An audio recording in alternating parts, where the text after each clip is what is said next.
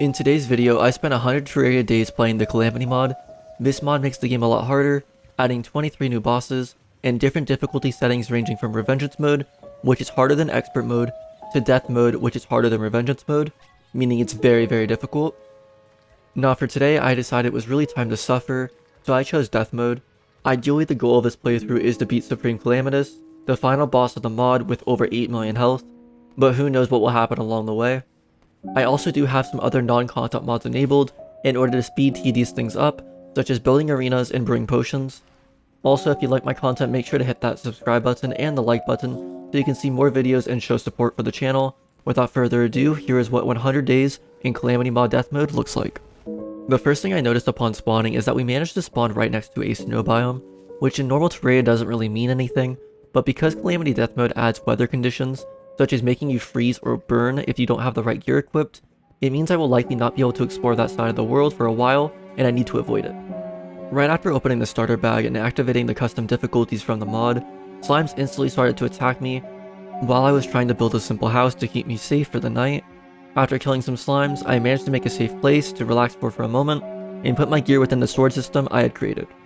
During the first day, I dodged a lightning bolt, stole a campfire from an abandoned campsite, and discovered a desert biome located to the right of my base. Things started to get very dark at this point, so I decided to head home as I am quite weak with my current gear. The night was pretty uneventful. I let my scroll summon do most of the work while I stayed indoors and safe from danger, until my guide let a zombie in, which I let him take care of while I hid upstairs. During this time, I started to build a second floor to the house, more like prison, to get prepared for more town people. I also left the guide outside for the night as punishment for earlier, and he was slain by a blizzard icicle as karma for it, so I think we are even. The main thing I wanted to happen on day 2 was to hopefully get the merchant and the demolitionist to move in, and I wanted to explore the dangerous desert biome to the right of my base that I discovered earlier. To our luck, while we were just getting started on exploring the underground desert, we managed to get both the NPCs that I wanted. I popped a Splunker and Shine Potion, and headed downwards into the dangerous underground desert. I ended up finding 2 chests. In terms of loot, we got some shoe spikes, and right as potions were running out, I managed to spot the desert shrine chest, which means we managed to get Luxor's gift, which is an amazing item at this stage in the game. At one point, I started to hear Cinderin, and started to panic as I knew it wouldn't be long before he got to me. Luckily, he never ended up showing his face, so I managed to explore a lot more. Usually the desert biome at this stage of the game is really tough in death mode, but in day 2 I felt like I got quite lucky. Unfortunately, my luck came to an end when I was after a ruby crawler and managed to blow myself up with my own bombs, but overall an extremely successful exploration run, and I needed to go back anyways because I had a full inventory and needed to store stuff back home. After going back home, we had a good amount of ores and other materials from the mining trip, so I went ahead and made a furnace, bought an anvil, crafted all my stuff in the bars, and upgraded my tools and bow to gold ones during the nighttime, and built some extra housing before morning arrived, as we were going to need it soon. Day 3. I felt like I got a good amount of stuff from the desert last time, and I wanted to explore past it, and I ended up finding a jungle biome. Usually I try to avoid this biome early game as it's extremely dangerous due to a ton of enemies like bats and bees, but it also has very good loot at the same time, so I went for it anyways. It paid off as I got 3 more chests. One included a spear, which was an upgrade from my copper sword. I eventually perished due to a snatcher getting the best of me. I stored the loot back home and I went into the desert biome and was feeling pretty confident in my gold bow, flaming arrows, and Luxor's gift combo. I feel like I did a ton of damage at this point, and I killed a Cineron, and I got its rare drop, the Transformer, which emits a bunch of damaging sparks when you are hit, but then died once again. Thanks to the Cineron from earlier, I was able to craft a seashell boomerang out of the materials it dropped, which will be a useful weapon in our first boss fight. I also managed to get a good amount of items that we will need to craft the boss summon. We have a major problem here, and that is that we still lack Hermes boots and a hook, so we need to figure that out as soon as we can. I honestly thought this day couldn't get any better, but I was in search for cobwebs in order to craft Hermes boots, as the Calamity mod adds a recipe to craft them using silk and some swiftness potions. Shortly after mining, I managed to find a chest with flurry boots in them. At this point I was already feeling pretty good, but I also killed a skeleton which dropped a hook, so both of our problems were solved just like that. I also came across this weird structure from a microstructure mod, which gives me some crates, as well as a pickaxe that has a unique effect, so it makes it so I have a chance to gain gems whenever I mine stone, which was super neat. I decided to head back home. Day 4. I went searching for an altar so I could craft a summon for the boss, and thought that the jungle would be the best spot. Unfortunately, I ended up dying right after spawning a life crystal. I headed back and got it, and I somehow got another one along the way. Right before night hit, I managed to make it through the jungle on the right side of the map to the corruption. I'm using a mod that generates both the corruption and the crimson in the same world, so I have both evil biomes. I made my way down the shafts, found an altar, and crafted 2 summons for the boss. Now we just need an arena. Right when I was about to head out to build the arena, a blood moon hit, so I stayed inside while I let my summons do all the work and managed to get tons of loot. Day 5. While I was getting ready to prepare the arena, a few enemies came my way, and I think I scared them away after I shot a random arrow and it managed to snipe a slime mid-air. I built the arena and was ready to go. The fight was harder than usual as I didn't have any jump accessories, so I only had my hook and Hermes boots to dodge around his sandblast and the mini worms. Luckily, I was able to manage and took him out even though I cut it pretty close in terms of health. After a quick armor upgrade, it's time to head to the Sunken Sea. I didn't get enough materials for the full armor set, so I decided to just run with what I could. I was enjoying some Luxor's Gift ASMR when my summons killed a Storm Lion, granting me the Storm Lion summon weapon, which is an upgrade from the Squirrel one. I then went down to the Sunken Sea and took out the giant clam mini boss pretty easily without taking any damage. I bought the Shell Shooter bow, Desert Scourge boss summons, and the new summon weapon from our new town member. I had a new plan as I really needed something in order to grant me an extra jump or something similar, so I decided to use my gravity and obsidian skin potions in order to look for sky islands, as well as planetoids. Fighting the Eye of Cthulhu without an extra jump or something similar is going to be pretty tough, so I was really counting on a balloon accessory of some sort. I made some quick extra houses for the future NPCs and headed upwards. I died pretty quickly here, but I had a new plan.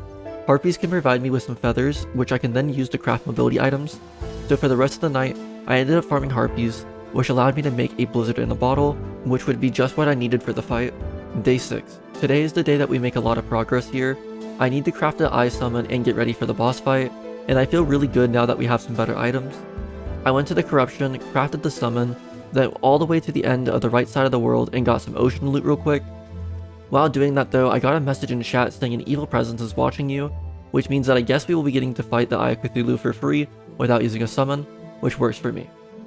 I headed back home and got ready for the fight as quickly as I could. The fight didn't go too bad, but if I didn't have my blizzard in a bottle, I don't think I would have been able to do it. I ended up finishing him off with adrenaline real quick, and now I have a dash accessory from him. I quickly refought Desert Scourge because I was missing a chestplate from my armor set. Now normally here you would fight Crabulon, but I'm going to skip him as he doesn't drop anything super useful right now. I spent the rest of the night adding more rooms to the house, as defeating Eye of Cthulhu will allow me to get the Alchemist Town NPCs that sell potions. Day 7. I think we are going to start progressing at a much faster rate pretty soon, now that the early game grind is just about over. I decided to explore and try to find the Crimson biome in order to defeat the Brain Boss, and to unlock the Arms Dealer. I went ahead and smashed the 3 orbs that I needed, and got the Arms Dealer. I fought the Brain 5 times, and on the 5th one, I finally defeated it. I don't know why, but I was having a ton of trouble with this boss, and I normally don't. Midway through the fight, a meteorite landed, which is great as this means we can potentially get the Star Cannon later. I went searching for that a bit, mined it out, and then died. I also thought it would be a good idea to get some more life crystals, so I went back up to the planetoids and searched for some more, which afterwards left me at 280 health total.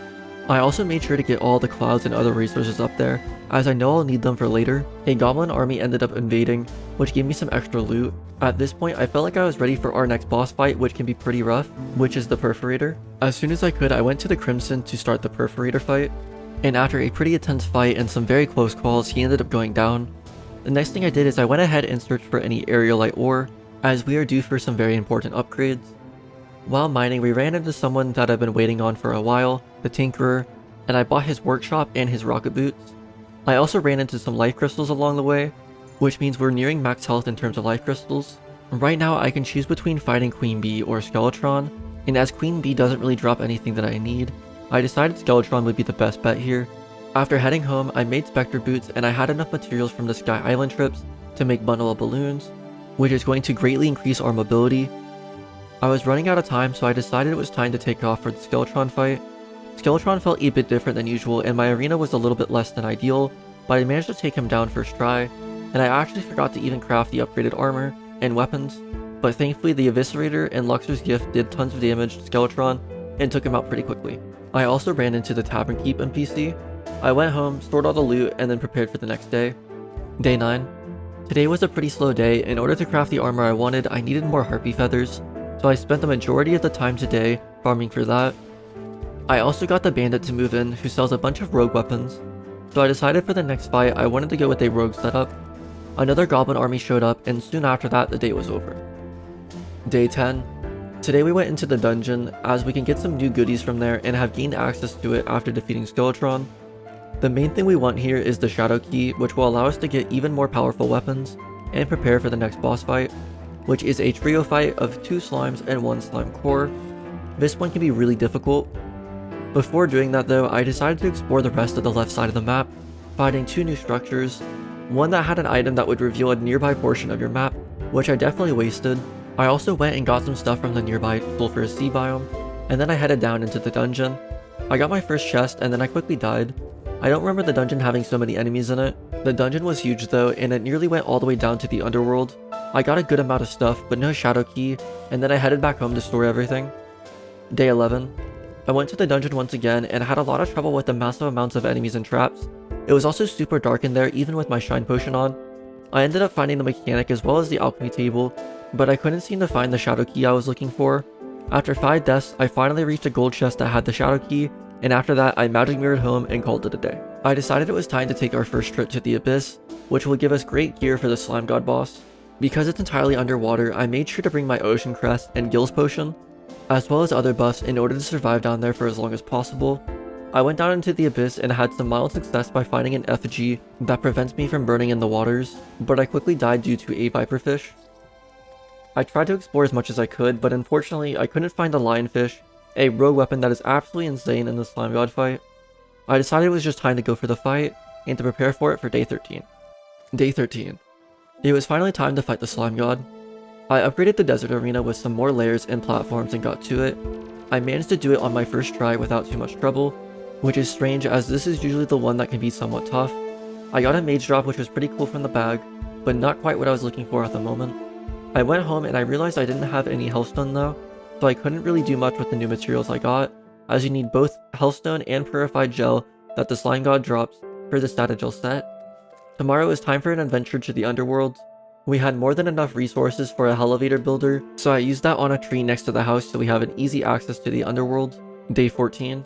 I went to the underworld and I got a bit of hellstone in a hellforge and then I died. I went back down, I died. I went mining for obsidian, I died.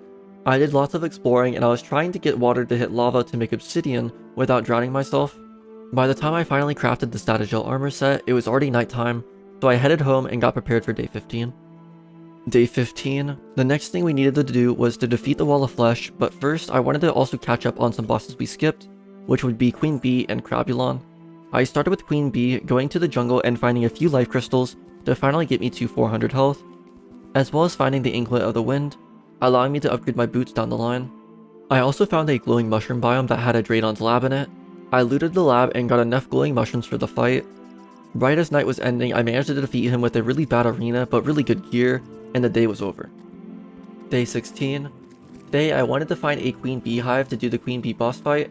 I searched everywhere and I couldn't find a hive anywhere. I did find the jungle Draydon lab though, but I didn't really feel like I needed to explore it at the moment. As it was becoming night, I found a hive that had no bee larva in it for some reason, so that was a bit disappointing. The good news is, with all my exploring and mining, I was able to craft some Queen Bee summons, so it was time to do some Queen Bee farming for day 17 after a quick trip back home.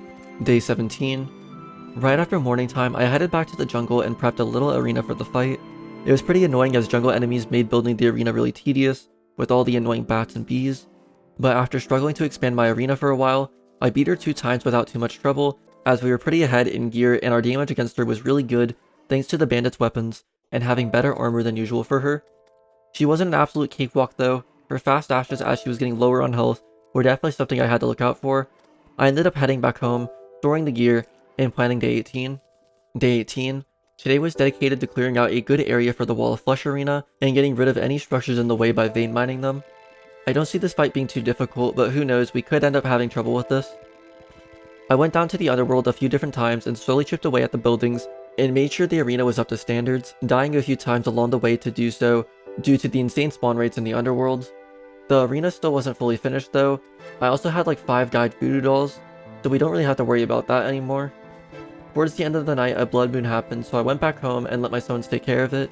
I also decided to use both a Zerg and a battle potion to increase the amount of mobs that spawned to get more bags and other goodies for the night, which definitely paid off as I had a ton of blood orbs for potions, and I also had 57 bags to open afterwards, which gave me almost 2 platinum worth of money and a ton of different items. Day 19.